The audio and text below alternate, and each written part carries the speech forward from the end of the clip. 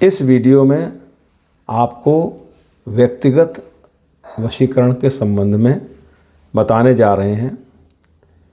कई बार लोगों ने पूछा है, लेकिन एक बात आपको मेरी रखनी पड़ेगी कि आपको इस विधि को किसी से डिस्कस नहीं करना है, इसका दुरुपयोग नहीं करना है। ये आमतौर पर उन व्यक्तियों के लिए है जिनके अपने पति या अपनी पत्नी के साथ मतभेद हैं या आपस में संबंध टूटने के कगार पर हैं। ऐसे व्यक्ति इस वशीकरण को करें तो निश्चित रूप से आपको इसमें सफलता मिलती है। अगर आप इसका दुरुपयोग करेंगे तो ये 40 दिन का जो अनुष्ठान आपको हम बता रहे हैं, ये स्वतः ही नष्ट हो जाएगा। इस अनुष्ठान में आपको जो विधान है अनुष्ठान का, उन सब का पालन करना है। जैसे ब्रह्मचर्य का पालन करेंगे, आप अभक्ष्य भक्षण नहीं करेंगे, मन के अंदर कोई दूषित विचार नहीं लाएंगे, नकारात्मक सोच किसी के प्रति नहीं रखेंगे। इस तरह के जो अनुष्ठान के नियम हैं, उनका पालन आपको अवश्य ही करना है। क्योंकि साधारणतः YouTube पर जो वीडियोज़ आप देखते हैं उसमें बस सीधा बता दिया और इसके बारे में कुछ नहीं बताते, क्योंकि उन्हें अपने व्यूज़ से मतलब है, अपने कंटेंट किस तरीके से आगे बढ़े, व्यूज़, सब्सक्राइबर्स, लाइक्स कैसे बढ़ें, केवल इस बात से मतलब है। वो कार्य कर रहा है या नहीं कर रहा, उससे कोई मतलब उनको नहीं है।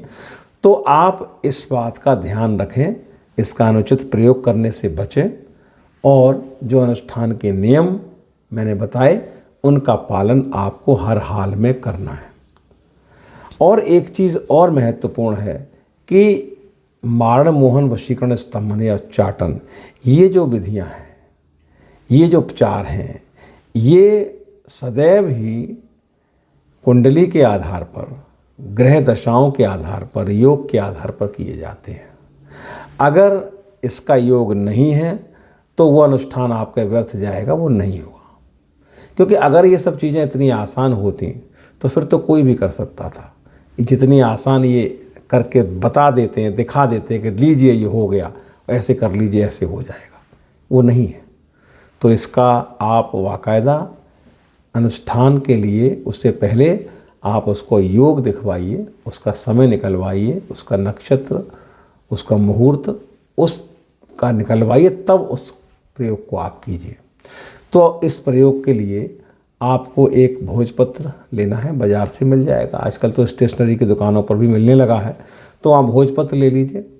उस भोजपत्र पर आपको स्वच्छ होकर के स्नान आदि करके और आप मंदिर में बैठ कर के इस कार्य को करें, बिल्कुल पवित्र भाव से, बिल्कुल माँ भगवती के प्रति इसको समर्पित करते हुए।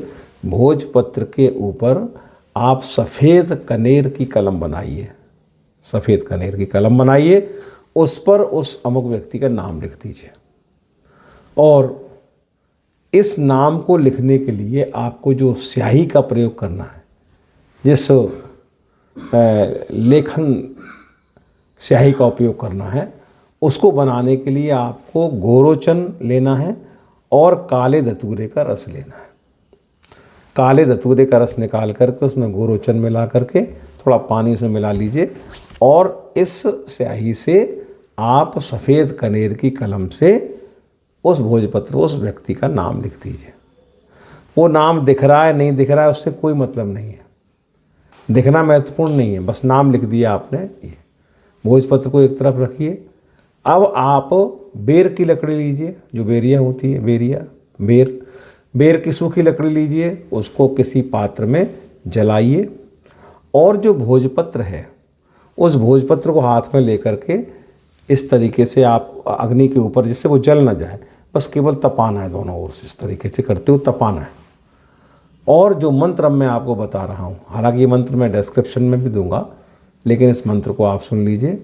इस मंत्र को आपको बोलना है 108 बार, 108 बार बोलना है उंगलियों पर या रुद्राक्ष की माला से जाप करते हुए 108 बार इस मंत्र को बोलना है। मंत्र सुन लीजिए। नमो भगवते रुद्राय रादृष्ट लेपिना हरह स्वाहा, दुहाई कसासुर की फुरो मंत्र ईश्वरो वाचा। एक बार फिर सुन लीजिए। नमो भगवते रुद्राय रादृष्ट लेपिना हरह स्वाहा, दुहाई कसासुर की फुरो मंत्र ईश्वरो वाचा। ये मंत्र 108 बार बोलना है। इसके बाद उस भोजपत्र पर फूंक मारिए और एक तरफ कहीं कहीं ले जा कर के रख दीजिए, जो किसी की नज़र न पड़े उस पर, कोई उसको छुए ना। अब आपको हर दिन 41 दिन तक, 40 दिन तक ये अनुष्ठान करना है। रोज़ आपको इस मंत्र को 108 बार जाप करना है और जाप करने के बाद उस भोजपत्र पर फूंक मारना है, फिर वहीं पर रख देना है।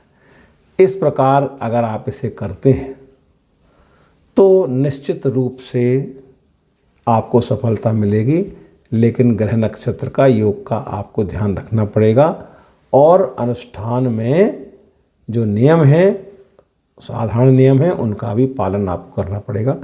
इस वीडियो में इतने ही।